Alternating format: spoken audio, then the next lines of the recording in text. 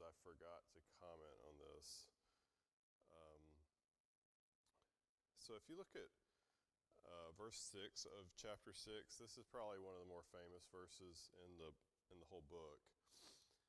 And this is the verse that Jesus quotes twice in Matthew, the first line of it anyway, which is, "For I desire mercy and not sacrifice, and the knowledge of God more than burnt offerings." In Hebrew, there's two different words that mean no or not. They're translated both ways as no or not. But in Hebrew, they don't mean the same thing. But in English, it shows up just as no or not. So it doesn't really tell you anything about what they mean. So the first one is, it means I'm aware that you're doing something, but you need to stop doing it. Okay, and that is not what this one, not what this one is. The other one means it's a stronger word, and you might go as far as to say it means you better not ever do this. Okay, and that is the word that's used here. So when you look at verse 6, it says, "For I desire mercy and not sacrifice," and that the word "not" there is the more forceful one, meaning you better not ever do this. Okay, so what is God saying when he says, "I desire mercy and not sacrifice"? He's saying you better not ever sacrifice to me if your life doesn't match up. Okay, so he's saying don't come to worship me if you're not prepared to worship me. Don't come to worship me if your life throughout the week doesn't match. And that was their big problem, is they would go through the motions of the sacrifice and the worship, but it didn't affect how they lived their life throughout the week. Okay, and so God is saying to them, you better not ever do this. Okay, but that's what they were doing. And why were they doing this? It's the next line, because they did not have a proper knowledge of who God was. They were intermingling worshiping God with worshiping Baal and a lot of other things that they were involved in. The political alliances is one that he harps on quite a bit, which he's going to start talking about a lot in chapter 7. So with that in mind, what's kind of the lesson for us in that? Well, what do so many people in our world get themselves caught up in? Do people, even people that call themselves Christians, do they really put all their faith into God? Or do you put your faith in your country or your political allegiance? Do you put all your energy and your devotion really into God, or do you put it into your hobbies or your entertainment, or your family even, another human being, or whatever the case is? And God is saying to them, if you're not willing to be all in for me, then I don't want your sacrifice. I don't want your worship. And they weren't willing to do that. And so that's why they end up getting sent into captivity. So with that in mind, we'll roll into chapter 7 now. So as I kind of mentioned last week, depending on what translation you read, the first line of chapter 7, some translations cut 6 off early or late. So the first line of 7 should say something like, when I restore the fortunes of my people, but that may be the last line of chapter 6 for you. Anyway, but it should roll into 7. It kind of falls with the next line there. So we'll take those two together. So it should say, I'm sorry, I'm looking at two different translations here. So if you're looking at the New King James, it's the last line of chapter 6 that we're going to start with. When I return the captives of my people, when I would have healed Israel. Those two lines go together.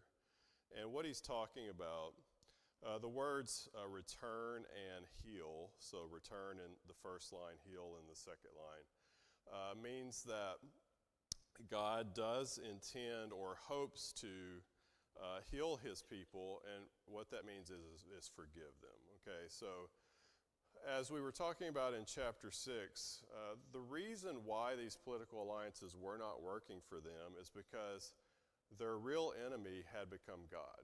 Okay, so the enemy wasn't Egypt, it wasn't Assyria, it wasn't Syria, and so God was using these other countries as tools to try to wake his people up. And so when they were trying to make political alliances with other countries against a third country, for instance, these things never worked out for Israel. Why? Because the real enemy was God, okay? And as they could make all the political alliances in the world, it wasn't going to work out for them because the main enemy was God. But he's saying to them, I am your enemy, I am your problem, I am the reason you're having these struggles, but if you'll repent and turn back to me, I'll heal you, and I'll take away your issues that you have. So he says, when I return the captives of, notice he still says they're my people, okay? That is the name of one of Hosea's children, if you remember. Ami means my people. That was one of the kids back in chapter 1. And so he's saying, you are my people, but they're not going to be his people much longer if they don't turn the ship around, which they never do. So when you think about that, you go into the next line, and some of this isn't real even. The thoughts kind of jump around. And I'll just tell you straight up, some of the stuff in chapter 7 and chapter 8, I'm going to have to kind of guess at what it means. I'll give you my best guess. I'm not promising you I'm totally right on all of it. Some of it's hard to translate, and some of it's a little hard to know exactly what he's referencing. So the second line of verse 1, then the iniquity of Ephraim was uncovered, and the wickedness of Samaria, for they have committed fraud. If you notice in the first 3 lines of verse 1, he's using 3 different terms for Israel. He calls them Israel in line 1, he calls them Ephraim in line 2, and he calls them Samaria in line 3. It's all the same. He's using them interchangeably as synonyms.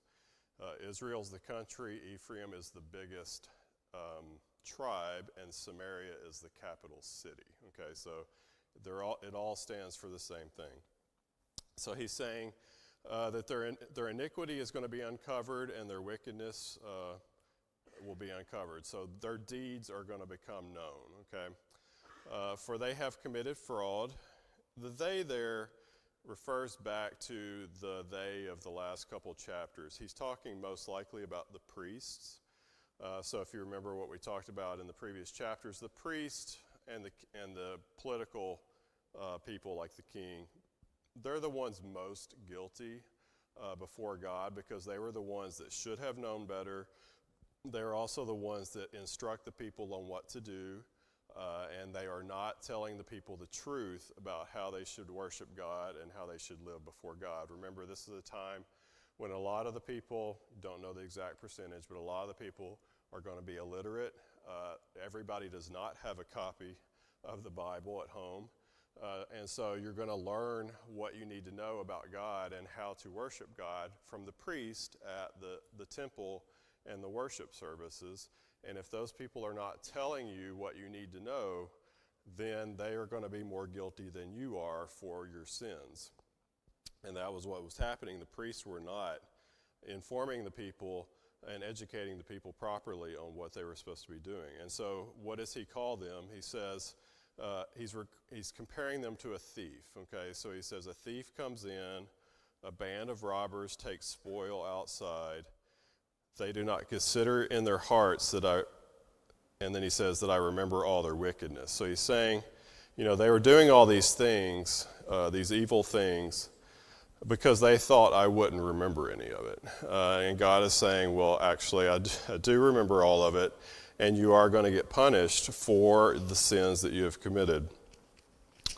Going on in verse 2, it says, now their own deeds have surrounded them. They are before my face. That my face is a common phrase. It's an idiom in Hebrew.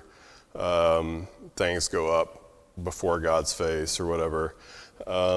it's just a way of saying that I'm aware of your sins. It's an idiom that shows up a lot in the Hebrew language. And so what he's saying is, I know your sins, I know what you have done, and you're going to be held accountable for them.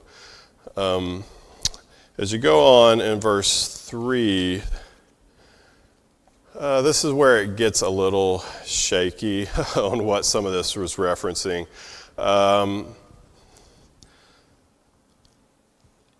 Like 3 through 7, like 8 or 9. I'll give you what I think he's talking about, but it's a little. I'm not super confident, but I'll tell you what I think it is. All right, so verse 3, it says, they make a king glad with their wickedness and the princes with their lies. Again, he's talking about the priests. So what he may be referencing here is like a coronation ceremony or a birthday for the king. And he's saying that the priests make the king glad. And they're making the king glad because they're lying. Okay, so you kind of have to back up and get a picture of what all this next section's about. So if you remember, the last 30 years of Israel, you have a lot of political instability. You have, I think it's 6 or 7 kings in 30 years. 4 of those are murdered. And so it's not a great time to be a king. If you're a king, you got a high chance of getting murdered. So one king will be in charge, and then you have another king that comes in, murders that king, and takes over and becomes king themselves. But the way that would happen is other political rulers or influential people would pick a person and say, I think you should be king, and start putting thoughts in their minds. And you'll get an uprising, and then that person will eventually get enough support, and they'll go and they'll assassinate the king, and then they'll take over. Well, who are the people kind of pushing this charge?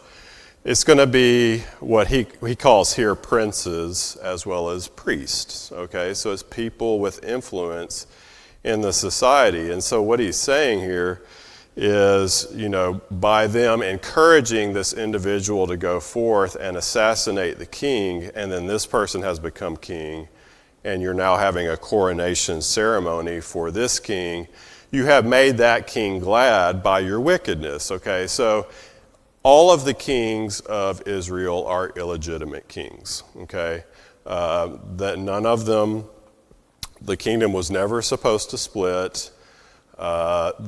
The kingdom of Israel is always an illegitimate kingdom. It should never have existed.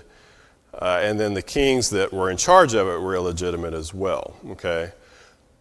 Yes, I know some prophets had hands in selecting kings, but as a whole, it's an illegitimate nation, and it ran by illegitimate kings. Okay. Having said that, it's still wrong to assassinate an illegitimate king and to take over the kingdom yourself, okay? And so what he's saying is these priests and these princes are wrong to lead an assassination coup on the existing king, okay?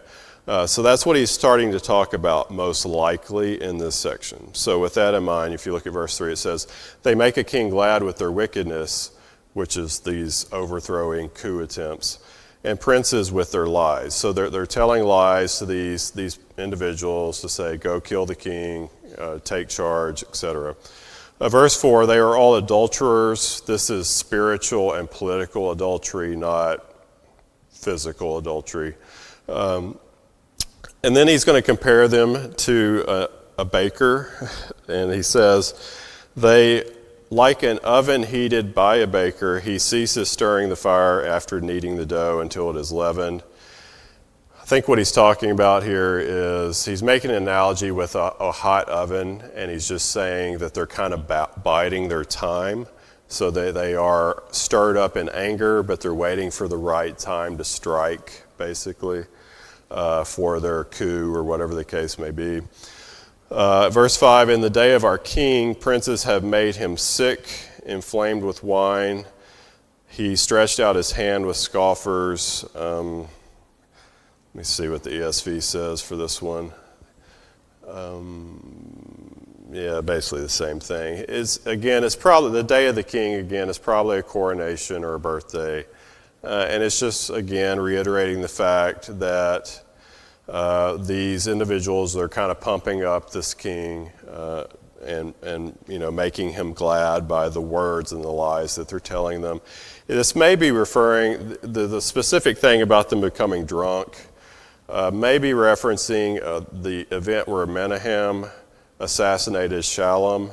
So Menahem kills Shallum, and then Menahem becomes king, and there's some revelry and stuff that goes on at that time that you can read about in 2 Kings. He might be talking about that here, but it's hard to know exactly. Verse 7, they are all hot like an oven and have devoured their judges. All their kings have fallen, none among them calls upon me. And again, kind of the same analogy. They're hot like an oven. They're waiting for the right time to strike. But the real issue is the last line here, which is, the next to last line. It says, all their kings have fallen, meaning, okay, yeah, you assassinate the one king, but you're likely to get assassinated next. That's just kind of the way the political turmoil of the last 30 years of Israel went. It's a lot of turmoil, a lot of assassinating of prominent individuals. But the real problem is the last line, which is none of the kings of Israel called upon God. Okay? Why did they have so much chaos, particularly in the last 30 years? Well, it's because they weren't calling on God. They weren't following God. They really didn't care what God had or his prophets had to say about anything. They were going to do what they wanted to do. So instead of calling upon God, who were they calling upon? They were calling upon other nations to try to join them in these political alliances because they thought that was what was going to save them. So as you kind of go back and you look, we won't recount all of them, but so Menahem is the most prominent king of the last 30 years. He actually reigns, I think, the longest of them.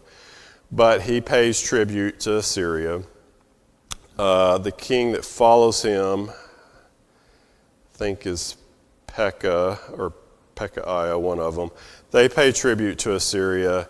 Then the very last king, which is Hoshea. Hoshea is a puppet king. He's set up in charge by Assyria, so he's a vassal of Assyria. But he decides he doesn't want to pay the money to Assyria anymore, and he quits paying, and he tries to make a pact with Egypt. Okay, and Egypt's going to come up here in a second. And so he tries to make a deal with Egypt to get Egypt to side with him versus Assyria, and Egypt eventually doesn't do it. It kind of strings them along for a little while. And then once Assyria actually comes in and defeats Israel, Egypt sits back and laughs at them. Okay, so he's hinting at all this that you should have been trusting me, but you're putting your trust in all of these other people that aren't really going to help you. Okay, so what's the application for us today? Well, who and what do you put your trust in? We're constantly worried about our nation and where things are going. Do we put our trust in our political parties or in our government? Is that going to save us?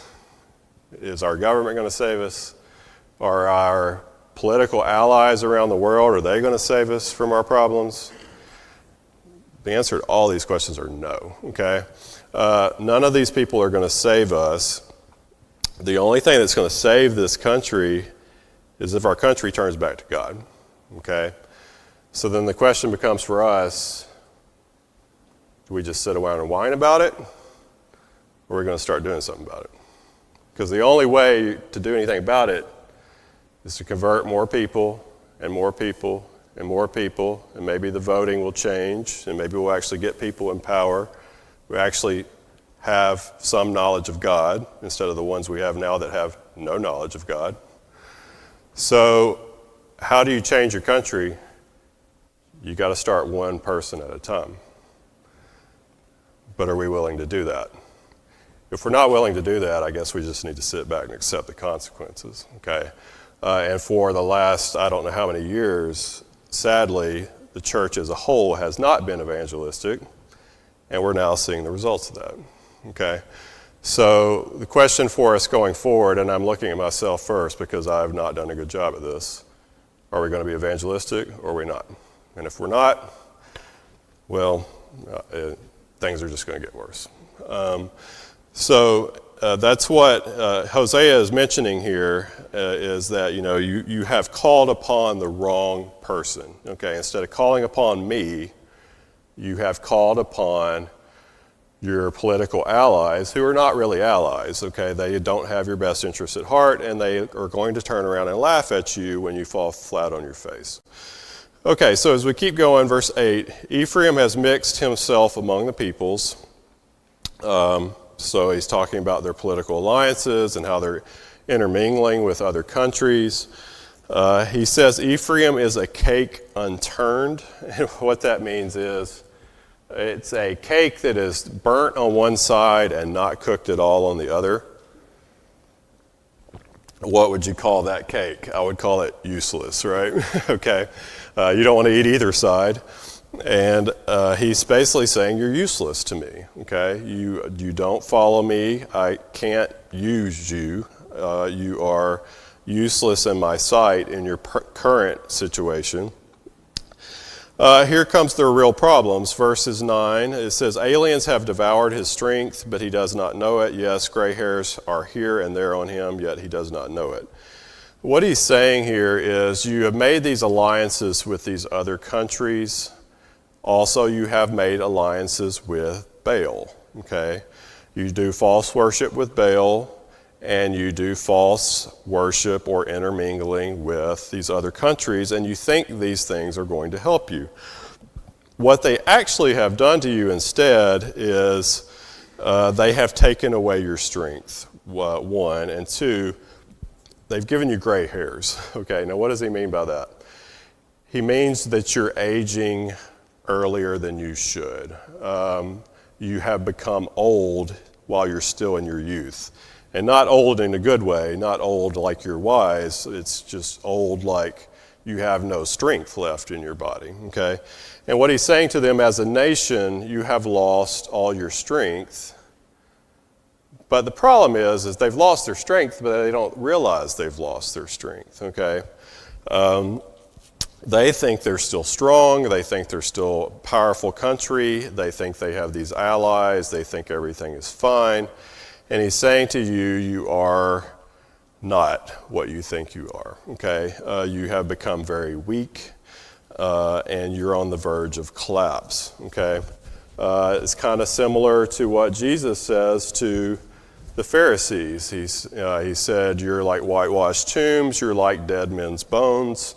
You have lost your strength because you are not trusting in God. You're trusting in something other than where your strength actually comes from. The same thing applies for us. If you put your trust in the wrong thing, you put your energy in the wrong place. If you're not trusting in God, you will slowly, morally decay to the point that God can't use you, okay? And that is what he is saying here. You have gone on a slow creep down to the point that you don't even see that you're sick, all right? You've been in this sin so long that it feels comfortable to you, it feels normal to you, and you can't see it, and you don't realize you're dying, okay? All right, verse 10, it says, the pride of Israel testifies to his face, so Israel's pride is going to testify against Israel. This is sort of courtroom language. But they do not return to the Lord their God. So Israel's pride is what is preventing them from acknowledging their sin and turning back to God. And how many people is that true of today? They would rather die thinking they're right than admitting they're wrong. And that is a huge problem in this country today as well. Verse 10, keep going, it says, but they do not return to the Lord their God, nor seek him for all this. Again, it's the idea of you are not seeking me, they don't seek him because they don't even know who he is, okay? They have lost complete sight of who God is. And sadly, you can say about so many people in our country today, so many people even that think or call themselves Christians, they truly don't actually know who God is. They don't have a proper understanding of God. And so once you don't have a proper understanding of God, the floodgates open for you to involve yourself in all kinds of sins and all kinds of things you shouldn't be involved in. And that is what's happened to Israel, okay? They don't really understand who God is. They think they're worshiping God fine, but they aren't, okay? And that is their major problem. Okay, so he says, verse 11, Ephraim also is like a silly dove without sense. What he's talking about here, he's obviously making fun of them, okay? That much is obvious. How many of you like to have bird feeders in your yard? How often do you see a bird fly into a glass window and kill itself? Okay. I was on the phone with the dad the other day, and I think 2 hit the door while I was talking to him. I heard the noise, and he's like, yep, that one's dead. They do it all the time at home, at my dad's house. What he's saying is if you put a bird into like a cage, or if a bird flies in your house, they get in some kind of enclosed space, what do? They lose their mind, right? They fly into walls, they're all over the place, they lose kind of their sense of direction and where they're supposed to be flying. So if you put them in a cage, if you trap them in a cage, they'll bang into one side, then they'll bang into the other side, and they kind of keep going back and forth till they eventually get themselves disoriented enough that they'll quit flying. And that's what he's saying about Ephraim. They're basically as stupid as a dove, okay, that does that. Why? Well, on the one hand, they'll call out to Egypt if that doesn't work. They'll call out to Assyria if that doesn't work. They'll go back to Egypt. They'll go back to Assyria. They just bang back and forth between the two walls. Remember, Assyria's on their east, Egypt's on their west. And he says, you're basically as stupid as a bird, okay? I know some of us don't like the word stupid, but stupid is as stupid does. So that's what they are, okay? And that's exactly what Hosea is calling them. You're dumb. Not literally IQ dumb, but your actions are dumb. He's saying, why would you do this? Okay, you're supposed to trust in God, but you don't. You don't do the obvious. Instead, you go and you try to trust in Egypt or you trust in Assyria, and it doesn't work, and they both sit back and laugh at you and take all your money from you. And that's what happened over the last 30 years of Israel. They got extorted big time by Assyria, and Egypt just sat back and laughed while it all happened. So as you go on, verse 12, wherever they go, I will spread my net on them. So God, notice who the real enemy is, okay? They think Egypt and Assyria is their friend at one time and their enemy at the other. But the real issue is God, okay? So he's using the analogy of a bird, and he's saying, who is really the person who's trying to catch you, okay? It's not Egypt, it's not Assyria, it's God, okay? God's their enemy. But why is he wanting to catch them? Well, he wants to catch them to bring them back, all right? But he can't bring them back till he catches them and gets them to think straight again. But they're never willing to do that. So he says, wherever they go, I will spread my net on them. I will bring them down like birds of the air. I will chastise them according to what the congregation has heard. So he's saying, I'm trying to catch you. You are my enemy. I'm trying to catch you as if a hunter would catch a bird. But though he says their enemy, he's trying to catch them to save them, okay? But they don't see it that way. They can't see through their own delusions. Verse 13, and I'll back up for a second. How many people in our world think, maybe even people who call themselves Christians, I don't want to submit to God because I don't want all the rules. I'm unwilling to submit because whatever. And they think that God is trying to trap them or control them in some way, and they're not willing to submit, when in reality God is trying to bring them in, okay? And so a lot of people will balk at the words of God and the commands of God because they're not willing to submit to God, okay? And so instead of submitting to God and being God's friend, they want to fight against God and call God their enemy, okay? And as long as that's the case, they will be God's enemy, all right?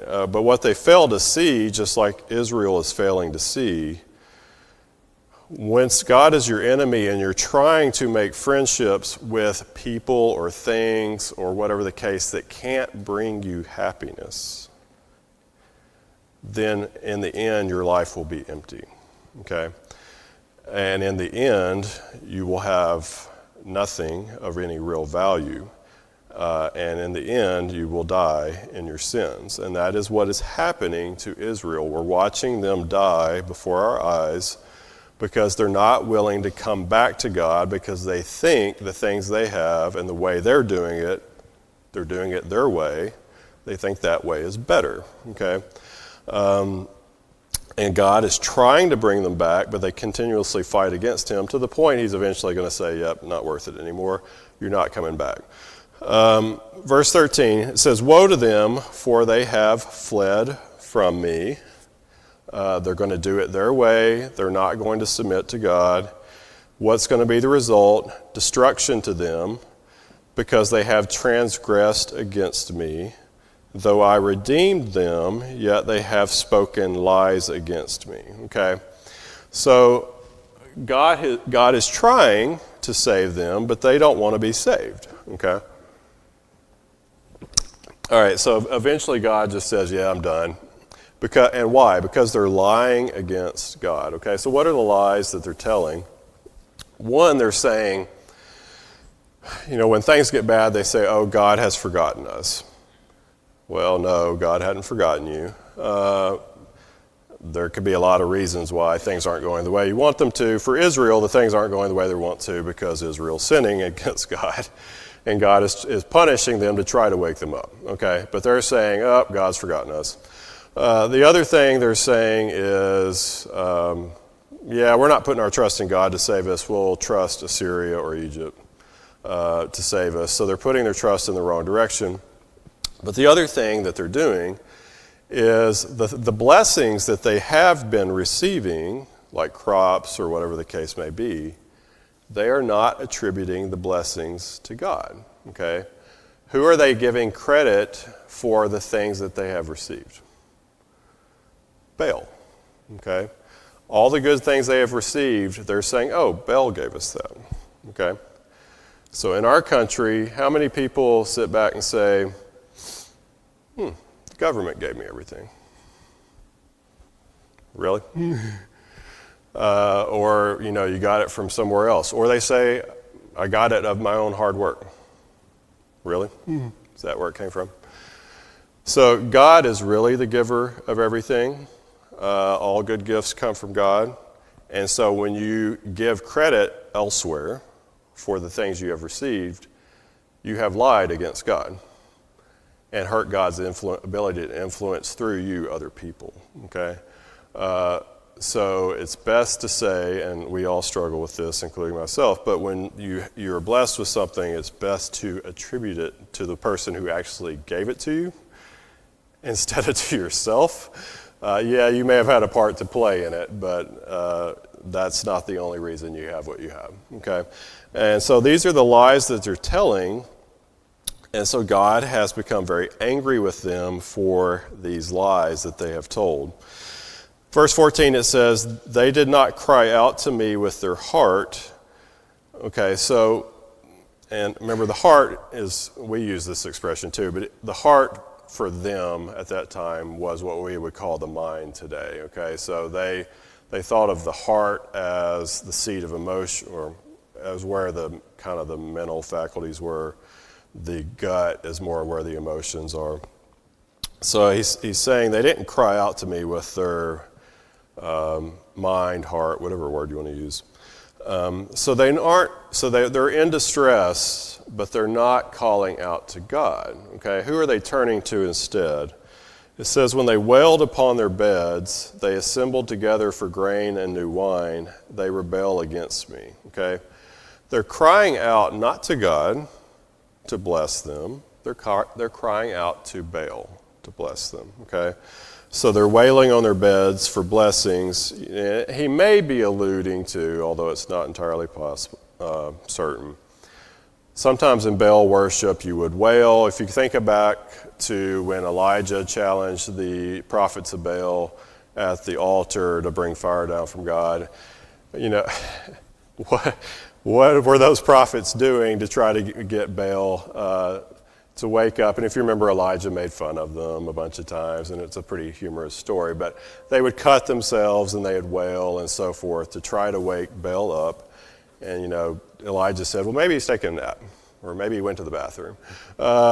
So that's kind of what he may be alluding to here, is you're laying on your bed, you're wailing to God, or to Baal, sorry. You're assembling together to try to get grain and new wine. And you're doing all this to try to please Baal, but in reality, your worship for Baal is nothing more than a rebellion against me. Okay? And so how many of us, I keep going back to this, how many of us put our trust in other people or entities or things to bless us and not God? Okay? Because the blessings are going to come from God, not from the U.S. government or whatever else you think is going to bless you. God is where it's going to come from, and God is who you need to appeal to and think when you do get it. Verse 15, though I discipline and strengthen their arms, yet they devise evil against me. So God had given them strength. Notice he's saying here that I gave you strength in the past, whereas a few verses ago he says you've lost your strength. Okay, so they had strength that God gave them. Why are they no longer strong? Because they turned away from God, and God then took away what he had given to them. Okay, if they had never left God, they would have remained strong and would have been fine, but that's not what they chose to do. So he says, though I discipline and strengthen their arms, yet they devise evil against me. They return, but not to the Most High. They are like a treacherous bow. Their princes shall fall by the sword, for the cursings of their tongue.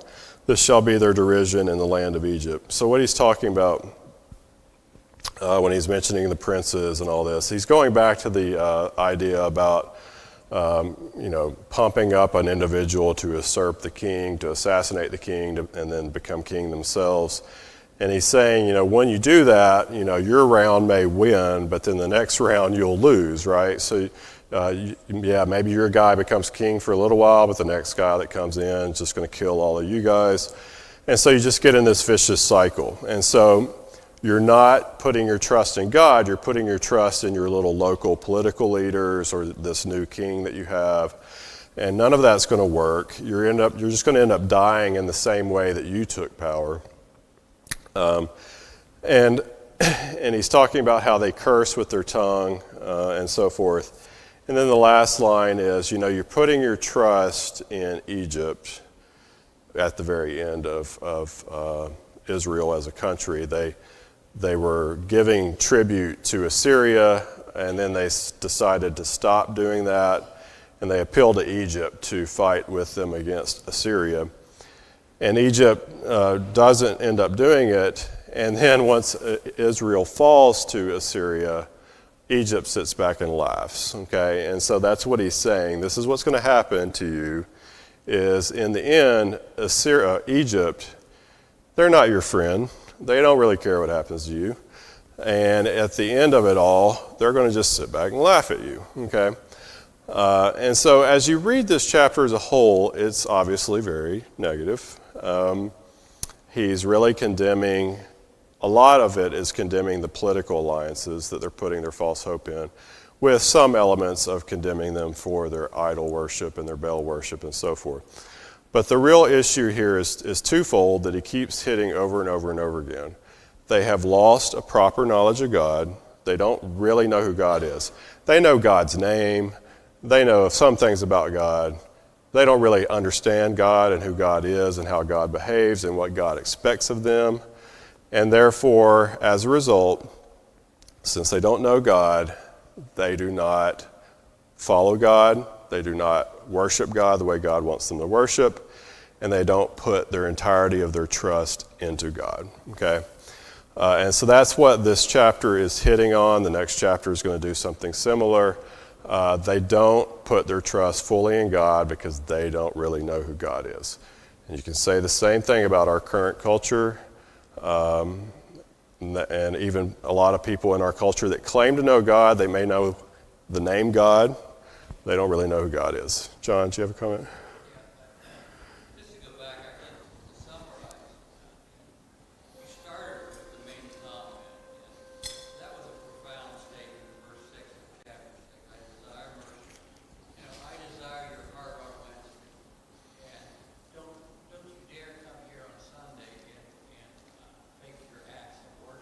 Yeah. You cannot acknowledge me when it's, and that's what these people are doing. And then the next day, you don't know me, and people today don't know God. Mm-hmm. And if you can't know me, don't offer to me. Yeah. You're just faking it, and just God is just upset over it. He's upset to this day with people that do that. Yep. And yes, that's quoted twice, quoted again in the New Testament.